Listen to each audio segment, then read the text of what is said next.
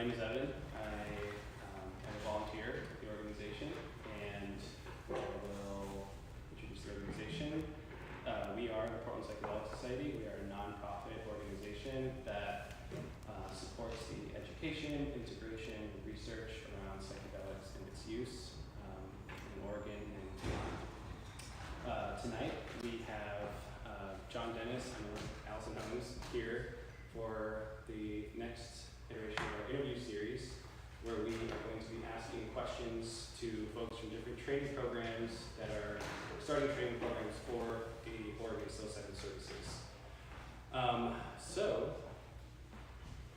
without further ado, we have John Dennis here in the building with us. And if you're not familiar with who John Dennis is, he is a lawyer from Ontario, Oregon, who I consider a good friend and I respect as an activist in the space, in the psychedelic ecosystem.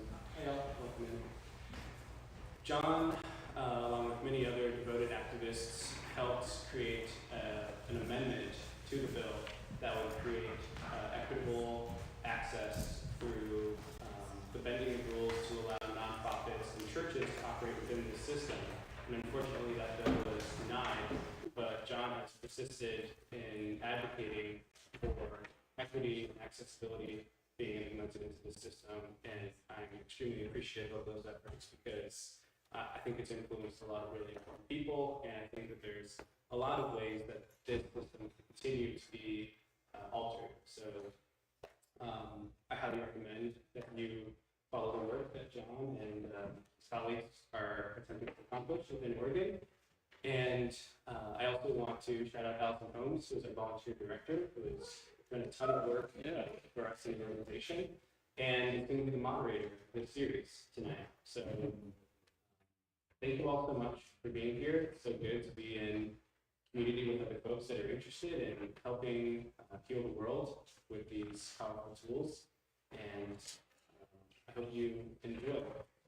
It is kind of on the fence whether or not we're going to have time for interactive Q&A, because last month we hosted an event where we asked a group of folks in the community what they wanted to ask these training programs. And so we have that list now. They're really good questions. But after those questions are asked, if we still have time and you have questions, I'll help kind of moderate those between you and our friend John.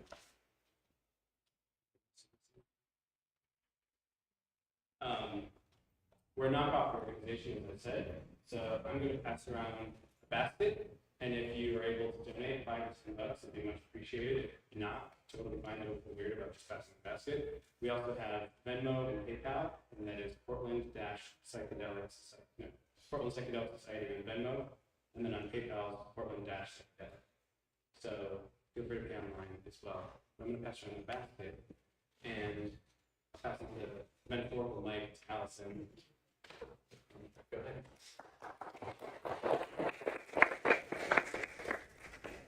Thank you, Evan. As Evan said, thank you all for being here tonight. The intention behind this event and this series is to give an opportunity to meet the behind the scenes of all of these training programs.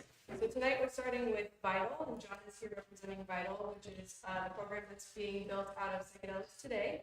And we will have two of these events next month. We were supposed to start with earth medicine last month, but we ran into some issues, and so we have two next month, earth medicine on the 7th, and I believe the 21st, we will have intertrack. So this will be a monthly series from then on out, where we'll bring different training programs to have them answer some questions that were sourced by our community. Yeah, so thank you so much for being here. I really love this fireside chat environment that we've got going on. I feel very official up here. But I am still a volunteer, just so everybody knows. So, John, let's talk about your program. I sent these questions to you ahead of time. So if you don't mind just kind of going over the introductory questions and what you think you would like to start with for people to know about. Yeah, thanks, Allison. And thanks, of course, Portland Psychedelic Society for having me come speak about Vital Oregon today. Vital Oregon is the training program, Oregon Facilitator training program from this team at Psychedelics Today. It's kind of an offshoot of their Vital program.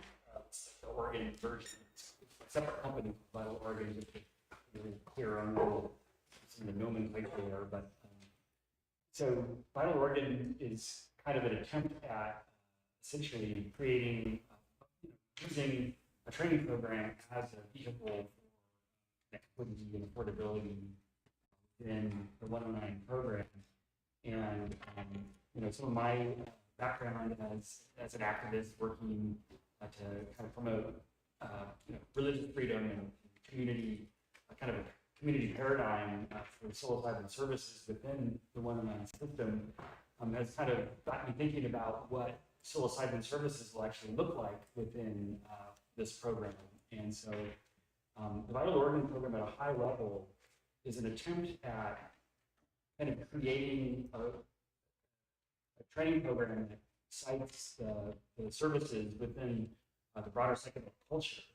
And what that means specifically is that within the kind of broader culture of psychedelics, outside of the 109 program, we see kind of what I've come to think of as 4 different major paradigms of psychedelic use. And of course, these are not rigid categories, but there's plenty of overlap between them all. But generally, the reasons why a lot of people take psychedelics are for kind of fall into one of these categories of either kind of a medical, therapeutic kind of health bucket. There's kind of a more spiritual or religious bucket. There's a more social or recreational type of bucket. And then there's kind of a performance optimization to something like microdose kind of bucket. And these are the types of uses that we already see and all of you here are should be familiar with. And so what the Vital Oregon program does is it tries to look into the future of what the psilocybin services program will look like. And one of the key features of that program is that it's not a therapeutic program necessarily, it's really a supervised adult use program. So the question is, how will people, it's a consumer-driven marketplace for psychedelic services. So we are essentially attempting to give people kind of a basic foundation, orientation into these different use paradigms within this container so that, people will be able to serve the needs of a diverse and niche kind of ecosystem where people take psychedelics for a lot of different reasons.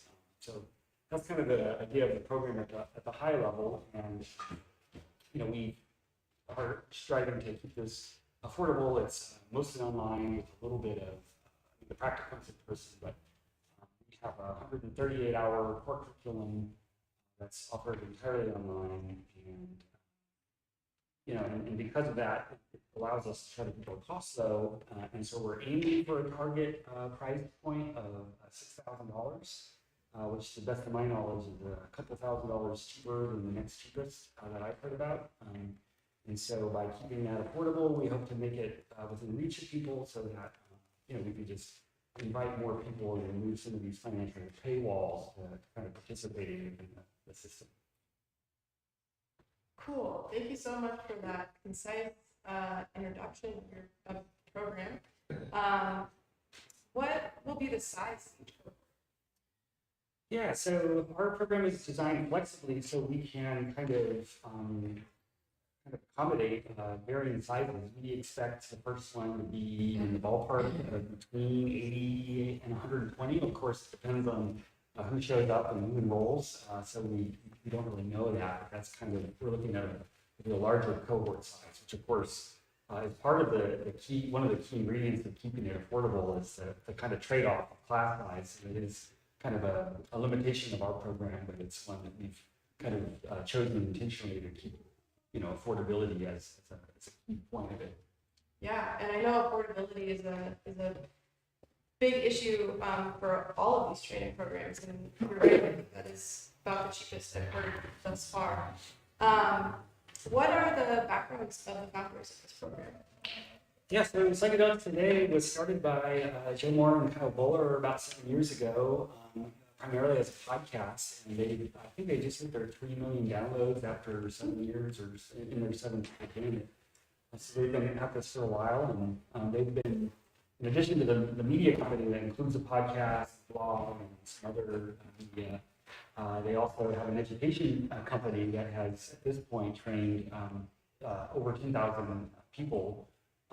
And one of their more notable achievements in their education side was a recent vital program, which, they had I believe it was 130 people in their last cohort, and ended up giving $211,000 in scholarships to, diversity scholarships for, BIPOC people, people in rural areas and low income people as well, to try to just increase the diversity and the learning experience that comes from a more diverse classroom.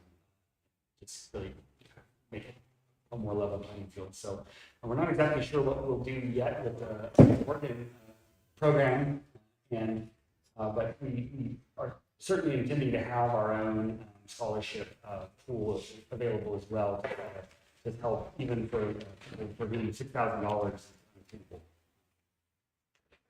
Thank you. What, if any, will be the prerequisites for being admitted to the program? Yeah, so this is a tricky question. So the role of a training program in kind of being a little bit of a gatekeeper to the ecosystem is one that I think it's an important role potentially, but also one that is very delicate, I guess, in an era where there's a lot of gatekeeping, and that's not good, but we also don't want to be letting in people who potentially could cause harm. So how you strike that balance is really difficult. So we kind of have phrased this as we're not limiting our mission to people who necessarily intend to become facilitators in Oregon. We're opening it to virtually anyone who wants to take it. So OHA has its own disqualification criteria that they will use for people with certain criminal histories. They will do some gatekeeping around that to keep out people who have convictions that perhaps suggest that there will be a threat to folks.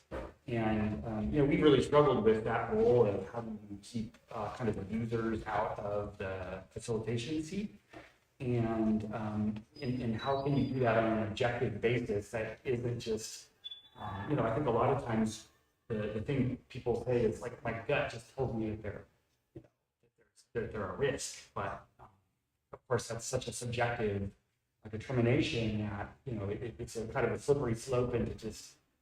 That's what people use to defend kind of racist or other horrible views, talk about the gut. So how we do that within a system that doesn't just leave it to our own subjective assumptions and biases, it's really a challenge. So we'll have a pretty simple application process that we ask people to self-disclose criminal convictions if they kind of fall around certain lines, and we haven't exactly decided which ones we're going to be asking about. But within any kind of system, even in OHA's system where they do their background check, there's kind of a weighting test where if the conviction was really recent and it's of the type that would potentially be more likely to result in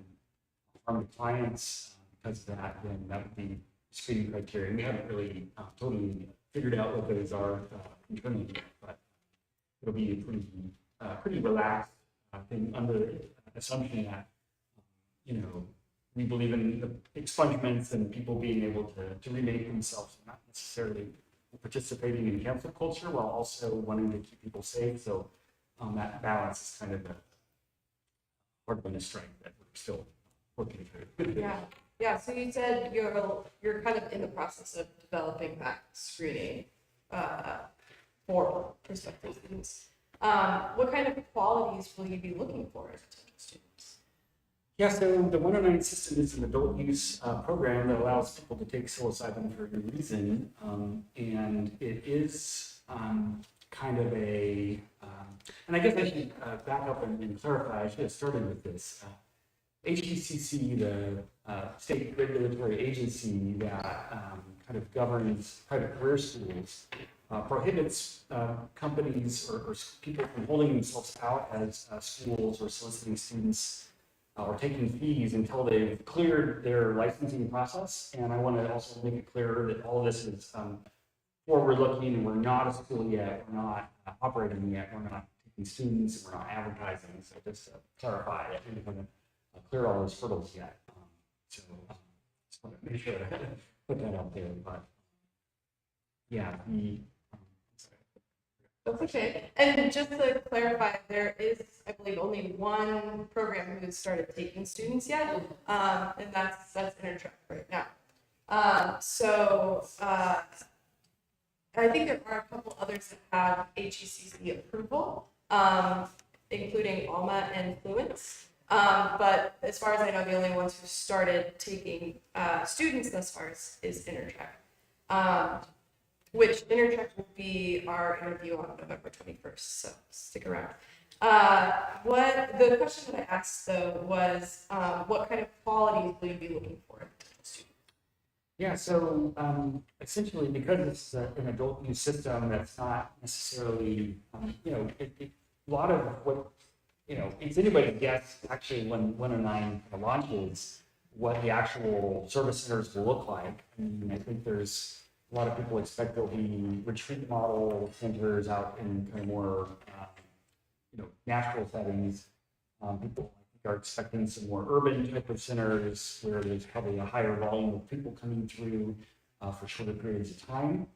And so within the wide variety of this ecosystem that is, unfolding, I think there's a lot of different roles that facilitators will take. And so the minimum role, I mean, with 160 hours or so of training, that's just really not enough to become an expert, complete, well-established expert in something. So we kind of teach to the basic harm reduction principles largely, and also I'm kind of co-creating containers between facilitator and client for the experience. But the short answer is, from a harm reduction role, it's the qualities are really, I mean, we're just opening this to people who want to work in the field. We're not really second guessing. What we hope happens is that with 15 different training programs that have been approved by OHA, that there will be some self-selectivity where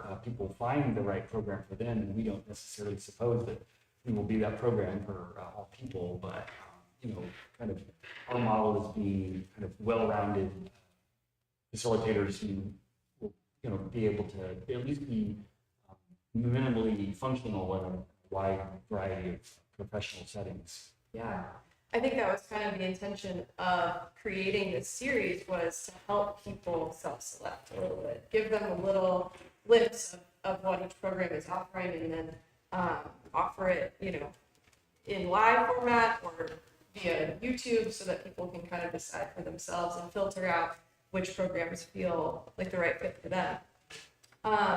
Will prior experience with psilocybin be a qualification for students that enter Vital Oregon? It will not be. I think personally, I've commented to OHA before that it really should be mandatory that unless somebody has medical contraindication, that they should be required as part of the training program to take psilocybin unless there's a medical reason why they can't or shouldn't. Or it might be, but the general assumption is that people should know what they're diving in, right? But we don't require that because, eventually we expect that there will be kind of, in our practicum, the assumption will be they'll all both sit for people and also be sat with so they can get experience on both the client's seat and facilitators seat to see both sides of it. What should students consider before signing up for Vital? That's an excellent question. think probably many of you have seen Noah Heller just came out with a website, and I forget his partner's name that was involved with it too, but Formula One, what is it? It's Scott Michaels, the person. Thanks. Thanks, Scott. Yeah, so great website, great job. Just kind of flagging a lot of the challenges and the things that people should really consider before getting involved. And obviously, there's a lot of hype behind psychedelics in general, and and there's a lot of enthusiasm, but there's still also a lot of detail that make it a challenging industry to work in, and people should consider, the legal challenges, the financial challenges. You guys have done a great job of creating, kind of attempting to create a comprehensive list of all the things that could go wrong and things that you really want to double check and make sure. So I support that effort and add to it that there is a background check that we were talking about that OHA does. And so when during the podcast, I'm also the co-host of a podcast called Eyes on Oregon from Psychedelics Today, we got quite a few questions through there about whether prior convictions related to psilocybin or other scheduled substances might be a disqualifier. And we don't know for sure because final rules haven't been adopted yet, but there is some criteria that they use that may be a disqualifier that people should be aware of as a potential before investing money. So other than the list that you can find at M109.org, that'd be the one thing. They've done a good job. Will the teachers of Vital Oregon be required to take the training themselves? They won't be required to take the training, although I think we're going to find a way to allow them to if they want. They're still, we haven't applied for ATCC licensure yet, so we're still figuring out some details. But, the 109 system is a contained kind of closed loop system, and a lot of our instructors won't be Oregonians and won't necessarily be working and licensed under one. So for them to have to go through that process when they're already, knowledgeable above 3-hour, foundations course, we don't necessarily assume that that'll be of interest to everyone in there. We are trying to orient, all of our instructors, pretty heavily to both the 109 program as well as the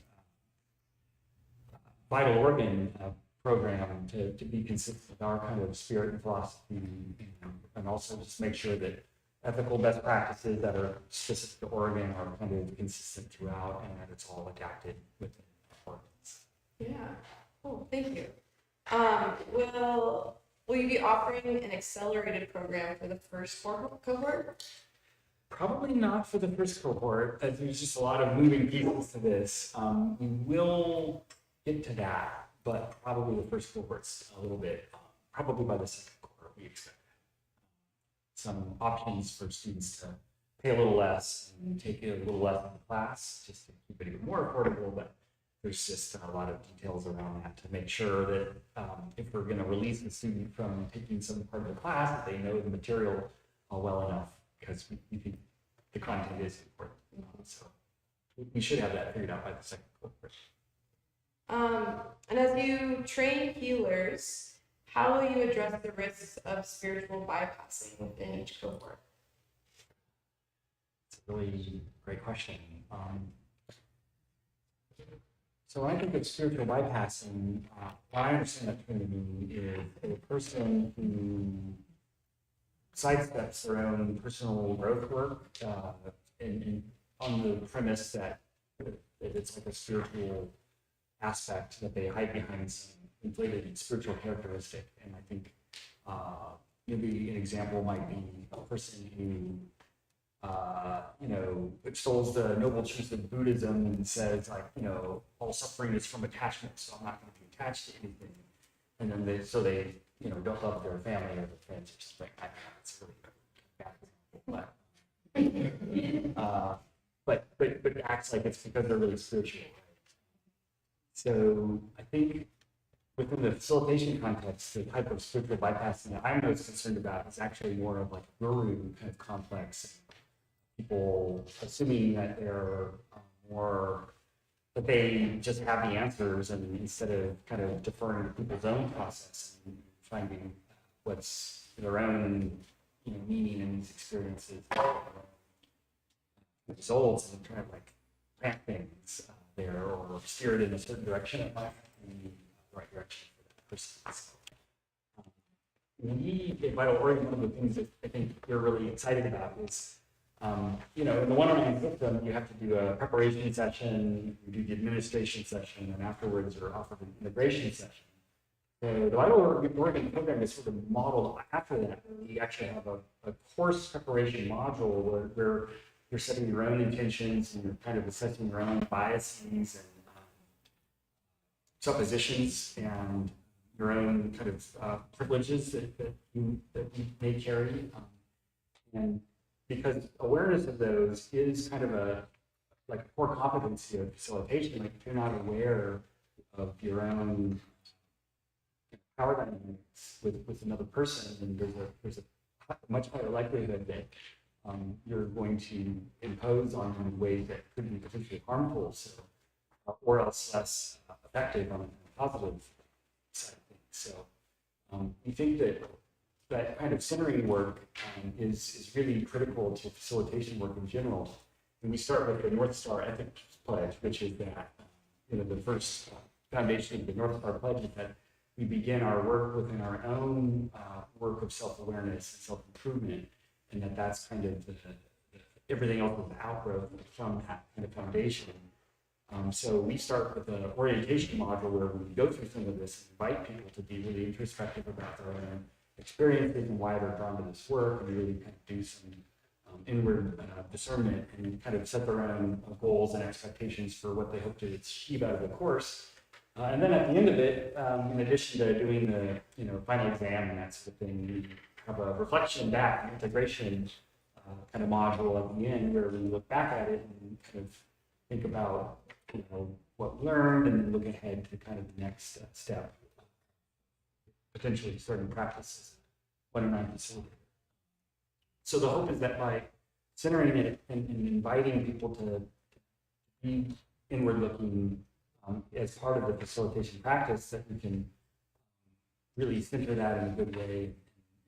And part of that is also peer support, or a peer review process is part of our final exam, so that we can get more input on how other people are reflecting us back to ourselves. So, because sometimes it's helpful to have multiple viewpoints, and that also helps kind of just create a more kind of a horizontal, more community-centered approach where people are just going to be more accountable to one another, which is, I think, another key part of facilitation. Yeah, I think the self-reflection in the integration process is really key. I think sometimes in psychedelic work, the inflated sense of enlightenment can actually cause a lot of harm. And so wanting to make sure that, as a community, there's structures that are built to hold each other accountable.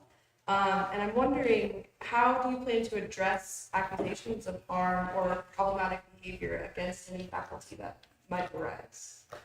It's a really great question. It's a really big question that's way broader than facilitator training, but how do you address allegations of harm more generally? If it's in our program, if the allegation arises from the context of our program, it should be relatively easy to investigate because the majority of it is online, so we can go back and literally watch the videos where the conduct in question occurred and kind of conduct our own assessment. And likewise, if it's the practicum piece, it'll be multiple eyes on folks there, so we can conduct an internal review. The more challenging piece is where the allegation of harm comes from outside of the program, where we don't necessarily have the ability to do that, to have as thorough of a review that we can rely on items thoroughly. So you know, we clearly don't want to be having people who are of questionable integrity in our program. And so I mean, it's just kind of community process, you know, how we do that in general, and hopefully, you know, to the extent we believe that if in our mind we have questions about a person's kind of a potential for abuse, you know, we clearly don't want them on our staff, you know, teaching, spreading that kind of practice. Yeah, yeah. Thank you for answering that so gently. I know this is a confusing time, and that this is all being, you know, very uncharted territory. So thank you for bearing with me through those tough questions. Something a little lighter. What do you consider to be unique about Vital Oregon compared to the other programs?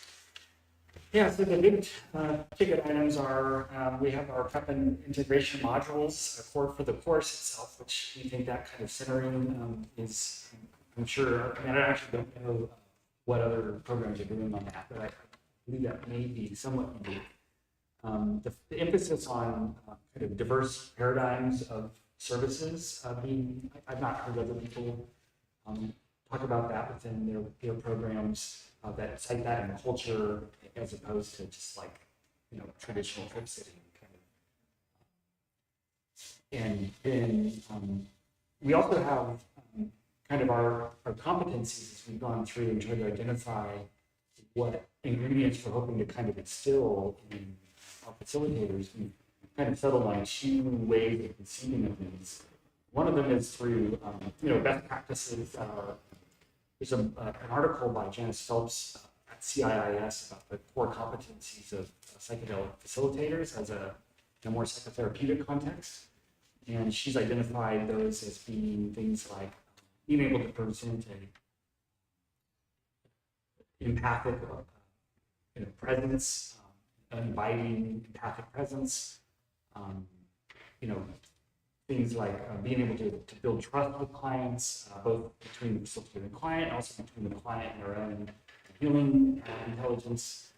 And so there's these kind of soft skills or things that are really kind of hard to assess on an objective level that we're trying to kind of instill throughout the program.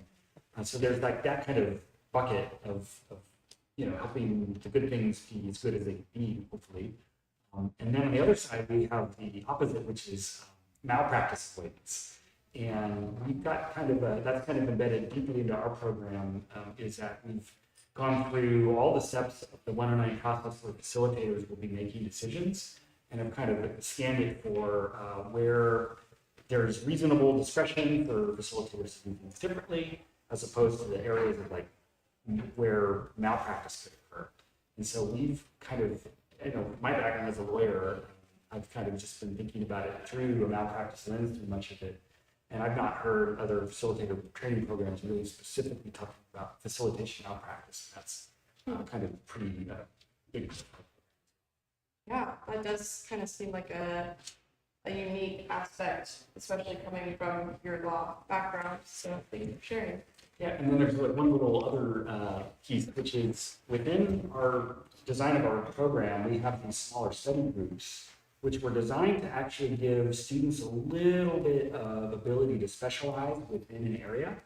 So in a smaller class, if there is like for instance, a microdose coach as a study group leader, through certain areas throughout the program, when we do these study groups, it'll be this material presented through the lens of a microdose coach or through the lens of a more kind of entheogenic or ceremonial practitioner or a traditional kind of trip sitter, so that it allows in the foundations course also a little bit of degree of specialty for students who think they are more inclined to want to practice within a certain use paradigm.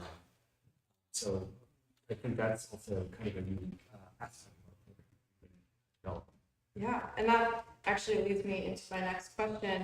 How long have you been developing your educational materials, and are they based on any existing written work? If so, like, will you share that? Yeah, so we started, I've been in conversation with the Psychedelic Today team for a little while about doing a training program.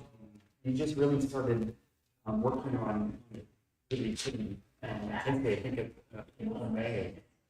And we had considered initially taking the basic vital program as kind of the base program and then kind of adding some Oregon add-ons to it. But as we got deeper into it, it just became kind of clear to us that so much of this 109 system is kind of specific and within these malpractice competencies with, for people who don't have prior training and who don't have advanced education to start with. But we thought just like a basic, facilitation 101 kind of class to give people some basic tools was such a specific project for the Oregon program that we kind of built it entirely from the ground up with whole new stuff. Oh, impressive. How did the teachers that are involved with Vital Oregon, how did you find them or how did you source them and how are you connected to them? So this is the benefit of working with a group like Psychedelics Today. I mean, they've been leading in many ways. I mean, there's a lot of people leading the conversation, but they've been one of them in psychedelics for 7 years through their podcast with a lot of, kind of leading experts in different subject areas. So they've kind of been building psychedelic community for years now. And so we're, and with these training programs, I mean, they've already had relationships with everyone. I think virtually there might be a couple people who are new to the Psychedelics Today community for Vital Oregon, but the vast majority, I think almost nearly everybody has some prior relationship with Psychedelics Today. So it's kind of just kind of tapping into their community that they've been building for years. Cool. I'm excited to hear your response to this next question because I know you've been really involved throughout this process with OHA and wanting to bring opportunities that offer churches and nonprofits to practice under Measure 109 as well. So I'm wondering, what do you see, what opportunities do you envision for facilitators after completing Vital Oregon? That's a great question.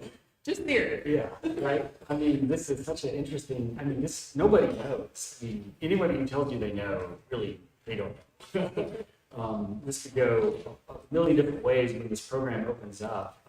I think there is, these outdoor, more nature-based retreats that are certainly going to come. I think there's urban centers that are going to come, but in terms of like what the actual offerings will be within the broader 109 program is really up to people's creativity and appetite for the swings of going through getting licensing and operating. So in terms of like what the job offerings are, that's where there's microdose coaching. I mean, there'll be facilitation through more ceremonial settings. So that's another thing about our program. My favorite 3 classes in our group administration session module that are kind of how to lead a non-appropriative ceremony 101, like how you can use music and ritual in a way that's culturally sensitive and not appropriative to provide just like a basic ceremonial experience, a container for a session. And so there's just really a lot of different ways that I think services will be offered. And, I'm hoping that we can kind of fill the needs for the diversity within the ecosystem. So I think it's really, yeah, it's a speculative thing of how many service centers will open. But one thing that I will say to some of the concern about too many people becoming facilitators, and I agree that's a problem. Like, we don't know if there's going to be a whole bunch of people who are licensed but no jobs. The other thing is also possible where we could have more service centers and more facilitation jobs in our facilitators.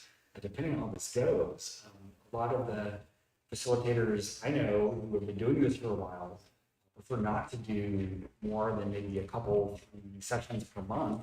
And so if you think even a small service center that has, 5 people at a time, kind of on an ongoing basis, and, if average facilitator does 2 a month, that's kind of a large staff for even a small service center. So it could be the opposite problem where if it doesn't take very many service centers before we need a lot of facilitators to staff them, contract with them. So, it could very much go that way, or it could go the opposite way where there's a real shortage of them. And I think that there's probably, I think most of us might agree that there would be a shortage of skilled facilitators, of facilitators who have prior experience. So I think for people who can show that they know how to work effectively with psilocybin, I think there will be jobs available. But I think there's a lot of people who will probably think that this sounds like a job that they would like, but then when they get to it, they realize this is really hard, emotionally draining, work that might not be for them, with the vicarious trauma, compassion fatigue, and this sort of thing that a lot of people go through. So, I digress. But, how the ecosystem unfolds is, it's going to be a really interesting thing to watch. Yeah. Do you, through Vital Oregon or any training programs, do you foresee training programs kind of partnering up with service centers to kind of create some sort of job security, where it's if you go through Vital Oregon, there's this service center that hires these faculty more often than not? Yeah, there's going to be, I've already been approached by some service centers who have said and that is kind of a thing that will happen, is people are going to want to know who shows promise as facilitators. So that's something that's already starting to happen, and I think there's going to be a demand for people who are good at this work. I think it's a future question. Looking into the future. Yeah. What is Vital Oregon doing to provide equitable access to psilocybin services? That's kind of a big part of our MO, is to create diversity in the ecosystem where psilocybin and psychedelics are taken for the widest variety of benefits, and used responsibly for the widest variety of benefits. I think by trying to keep this really affordable, just kind of push the costs down, kind of so that it removes those barriers. And also, like I said, we don't know exactly what our scholarship program will look like, but once we have the platform established, we have the option of offering seats out. And I think, given the original Vital programs, $211,000 scholarships, I think it depends on how many paid seats we have, but we're hoping we can offer something similar in the ballpark here as well. Yeah. Do you have a timeline for when you think your platform will be created and the application through HECC? Is there an expected timeline? Can you share that with us today? Yeah, if you would have asked us back in May, we would have said we'll have it ready to go by end of May.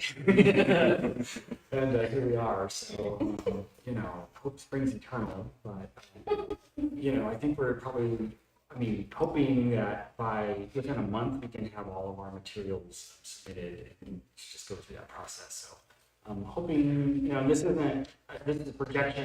We're not at school yet. I want to make it clear we're not holding ourselves out.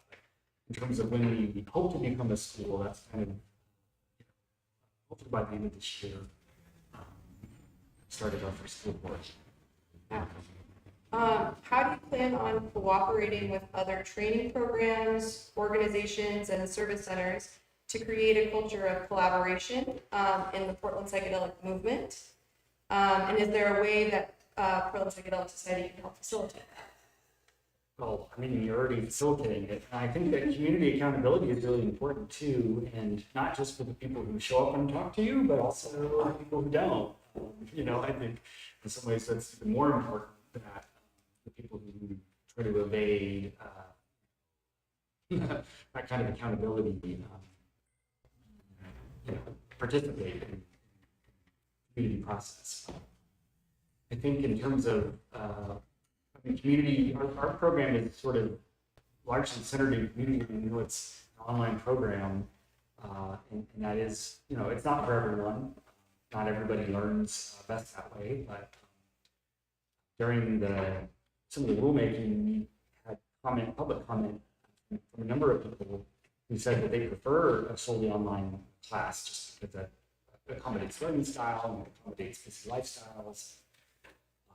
So within that online, mostly platform, how we can use that to promote community is really by just trying to remove the barriers in the program to allow more people to come into the program if they want. Not that everybody necessarily needs to, but we just want to help make that an option. I think there will be more culture in the community that flourishes when there's no longer the same criminal risk kind of looming overhead. So, by hoping to lower the price point of entry for facilitators and clients, we just think that that's the kind of perfect storm, assuming it is actually affordable for community and culture to really kind of flourish in positive ways. Yeah, thank you. How can Portland Psychedelic Society help specifically Vital Oregon be successful? I mean, I think you're all doing it right now. I mean, this is just such a great, we've been, I know it's not Vital Oregon, but some of the activist work around, affordability and equity within the 109 program. PPS has been such an excellent partner, co-hosting events, and like for instance, November 1st through 21st is the last OHA public comment period for the last set of draft rules, which will become finalized in late December. So it's things like that where community interest, community participation can really help educate Oregon rulemakers so that we don't go through this process without community voices having been consulted and heard from.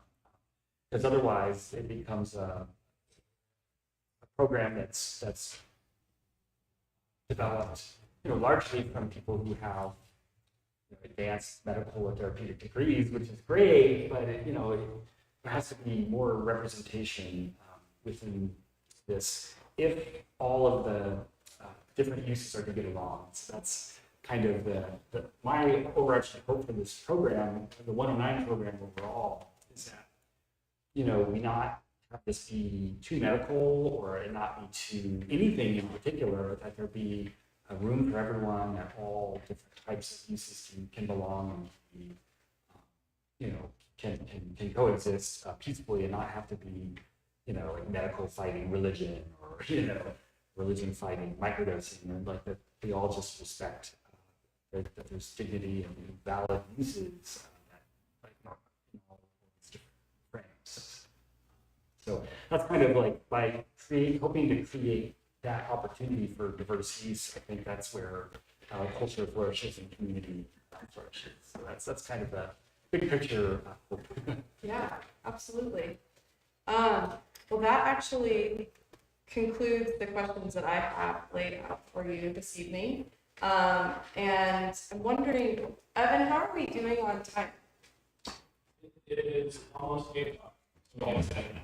Okay, so I think we are open to garnering some questions from you guys in the audience. If anybody has anything that they would like to ask John, just know that when you try to keep your questions somewhat concise, because I'll be repeating it back so they can hear on the live stream. and then John will answer it right after I repeat it. So, yeah. So you mentioned that the 160 credits or whatever are going to be a foundational course. Are you planning on offering more advanced studies courses for facilitators who want to expand and deepen their effectiveness, their knowledge, their practice? So the question is, will there be more advanced programming being offered beyond the 160 hours that's required through Vital? Yeah, thanks for that question. We've talked about it, and one of the, it's not really a challenge, but interesting things about it is in terms of all of the regulatory hoops that we have to kind of go through in order to become licensed and offer this training for licensure. That's all highly circumscribed. But if a person isn't necessarily doing it on a more professional level, they're allowed to take just more hobby classes. So Psychedelics Today already has a pretty extensive library of non-licensed track materials that are there. And so there's already kind of a database of materials that aren't specific to Oregon. And we've talked about kind of going in greater depth along some of the paradigm use paradigms, but I think just because it's such a significant achievement to get it all open, and we are looking at that. Also looking potentially at continuing education credits if those are required. We'll likely.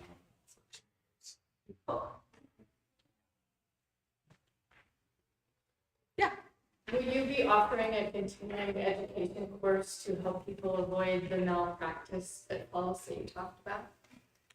Actually, that's an excellent question. Yeah, we specifically are developing and we're going to finish get the first kind of offering up and going, but right after that is really kind of a malpractice specific thing with the hope that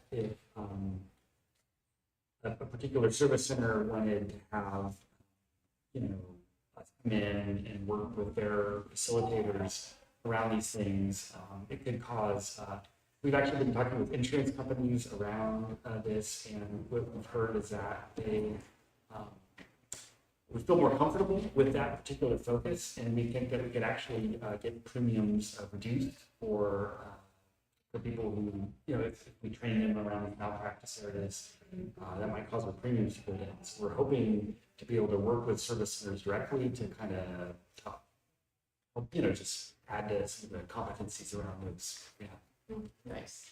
Wow, what an important piece of this puzzle, for sure. Other question? I have a question regarding the microdosing. So if you have a client that has helped create their plan, whether it's 3 days on, 4 days off, 5 days on, 2 days off, is that something that you would dose for them for a month and then they would come back in, or is it something that would be weekly, or is it like they have to come in every day to do that? Yeah. So the question was around a microdosing structure and how a facilitator would sort of prescribe or offer the microdoses and how that would work within this Measure 109 structure. Yeah, so microdosing under 109 has been a really surprisingly controversial topic. I think the board started wrestling with it back July of 2021, and within a few months was already causing rogue guest presenters, namely James Fadiman, giving these sort of bootleg presentations in the subcommittee meetings. So it's just been kind of a really interesting kind of cultural moment where Oregon rulemaking has struggled with what to do with microdosing. So under 109, a person must purchase, consume, and experience the effects of psilocybin all at the service center. So there's not legally an option for a person to consume it outside of a service center. So in terms of what the microdosing business model kind of looks like under 109, it's really more of like I initially used the term microdose cafe, but that got some negative. That seemed a little too casual for some people, I think, but a place where you go and so under the Oregon draft rules, the minimum session duration for a half gram or less is 1 hour. So if a person takes under a half gram, doesn't mean that they always should be released at an hour, but if a person wants to take a microdose, it should be legally, the facilitator is legally allowed to release them as early as 1 hour after they take it. So with that kind of model, it could be yoga sessions or meditation, or it's like a social cafe where people just visit in the morning. So I kind of half expect to see kind of a number of those pop up in the Portland area and other urban areas where people concentrated, where they can come in and out. And I think it will be interesting kind of community that forms around that. So it'd have to be like a dose dependent every day, come back, or whatever, according to whatever protocol. But I think we'll see plenty of that, and I think we'll probably also see people sell like memberships for like microdose of so many per day for so many weeks. That's a deal too, with maybe some integration between. We'll probably see people offering that sort of thing. Well, that's really fascinating to envision like a service center that exists, like as you said, potentially like a yoga studio. You buy a membership, but your microdose is included in that. You spend an hour doing yoga and then I would go. Well, thank you so much, John. This has been really fascinating. Are there any other questions in the audience this evening? What are the possible requirements for like scholarship programs? So the question is, what are the possible requirements for scholarships that might be offered? Yeah. So and so I wasn't involved with the original Vital scholarship program, just full disclosure. So I'm not sure, but their criteria they used was really diversity based, and I think they tried to. I mean, I know there's veterans that got scholarships. There's it's just kind of really round out the class composition within the financial limits of the scholarship pot. Still pretty substantial, but we should have a better idea about that. We will be diversity based and need based. Things like that. Yeah. Of the 138 hours, how, I guess my question is twofold. How is it spread, like over 6 months, 8 months? And is it online in-person thing or live? So the question is, how are the 138 hours spread, and will the online piece be asynchronous? And so we'll have, so our course is scheduled to run over the course right now of 25 weeks, and that includes 1 week practicum. We might have, if we're, depending on how big our cohort is, we might actually have 1 week, some students go to the practicum, and then we do several weeks to kind of, so that the practicum piece might take a month, even if a student only does 1 week of it, or something like that, depending on how big our cohort is. And we don't know that yet, and we won't for a while. But assuming that it were just 1 week, it'll be 25 weeks of class, and it's, I think, I just did this math last night, right? Where did it go? Yeah, so it's about, it's a little skewed on the live side. It's about 50-50, but I think it's 56-44 or something like that. Synchronous heavy. So yeah, it's a little bit of both, and then it's about an hour and a half each day of material, and we've been weighing whether that's too much or whether that's good. I mean, to see whether some people prefer to be fully immersed with it for a short while and really engage, and some people prefer to take a little bit here and there and do it. That's going over whether that's a good amount, whether that's too condensed. yeah, like 25 weeks, so it's about 6 months. We might have time for one more question. Yeah, go for it, John. You brought up a lot of creative suggestions about how service centers might work. I'm just wondering if you personally know anybody who's creating a service center at this time. Yeah, I'm actually working with some folks on trying to create, an affordable community-based service center. I'm working on one, and I know there's some other people that you probably heard about, like synthesis and subtle winds. And there's some other groups that are also doing it. But as I talk to folks, a lot of people are still trying to be, quiet about it, because I think there is a competitive sense that they're afraid that if they say too much, then they'll get out there and. So I have some data to validate that view, but how widely that is happening is really hard to know. I think there would be a number.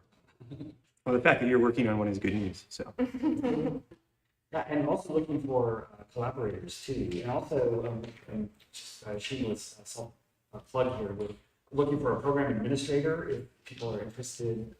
We prefer somebody in Portland. We'll probably be moving here soonish, but so if somebody's interested, please feel free to reach out. Yay. Portland community will be excited to have you once you return, for sure, John. Okay, well, I think that was it for the audience questions. Thank you so much for joining me here tonight. And I just want to give you the opportunity to leave the audience with just a few bullet points of what, as people are walking out of here, what do you want them to leave knowing about Oregon? Yeah, thanks for that question. And thanks again for having me and us talk here.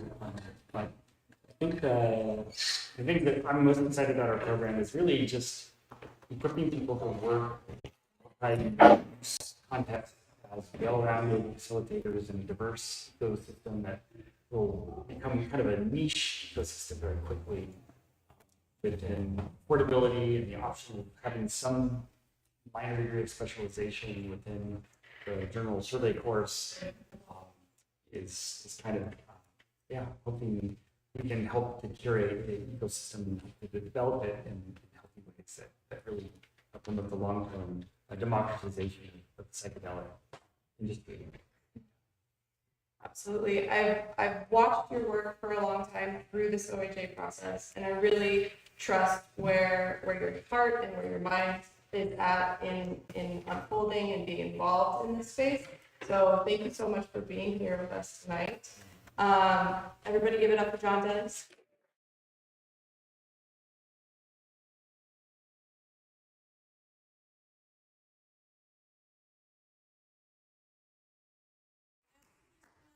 Put out another reminder that this is an ongoing series. We will be interviewing multiple training programs. We have 2 coming up in November. We will likely take a bit of a break in December, and then we'll start back up in January. So if you're not already part of our meetup page, the Portland Psychedelic Society on Meetup, join it there. That's where all of the information about these events will be. And we look forward to seeing you all back here in November. Thanks for showing up tonight. Walk around with a little donation thing right now. If you do want to donate, just have some cash out when I walk past. And thanks so much. We don't have to run out of here. We actually